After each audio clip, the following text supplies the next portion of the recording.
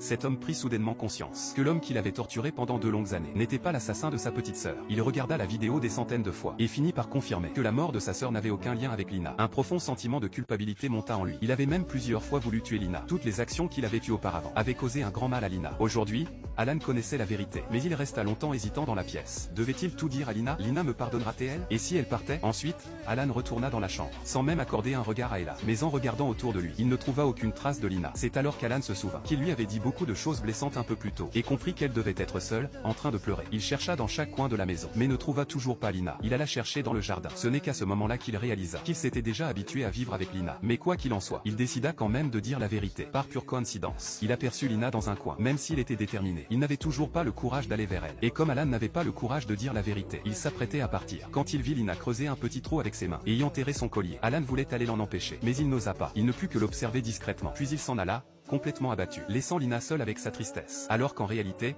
Alan souffrait encore plus qu'elle. Où qu'il aille, il repensait sans cesse aux mauvais traitements infligés à Lina. Il tomba à genoux, impuissant, et frappa le sol de rage. Il ne savait plus quoi faire, et n'osait même plus affronter Lina. Le soir même, quelques personnes étaient en train de discuter tranquillement dans la grande maison. La mère semblait confuse. Elle remarqua qu'Alan n'était toujours pas rentré, et que Lina n'était pas descendue dîner non plus. En pensant à cela, elle composa le numéro d'Alan. Mais elle entendit la sonnerie résonner à son oreille. La petite sœur sentit que quelque chose clochait. Elle monta et frappa à la porte. Lina se ressaisit rapidement, faisant de son mieux pour ne rien laisser paraître. Mais malgré tous ses efforts, elle restait une femme après tout. Qui pourrait supporter une telle injustice? Elle serra fort sa petite sœur dans ses bras. Même si elle ne comprenait pas exactement ce qui s'était passé, la petite sœur soupçonna que cela concernait Alan. Il avait l'air très contrarié aujourd'hui. Je pense qu'après quelques jours, quand il aura fait le point, ça ira mieux. Si Alan te fait à nouveau souffrir, dis-le-moi immédiatement, et je m'occuperai d'Alan. Après avoir consolé Lina, la petite sœur descendit au salon. La mère demanda aussitôt où était Alan. La petite sœur expliqua alors que Alan et Lina avaient eu une dispute, et Ella surenchérit. Ils se disputent souvent, c'est normal. Alan resta dehors toute la nuit. Il n'osait pas rentrer dans la grande maison, rempli de regrets et de remords. Mais Lina, quant à elle,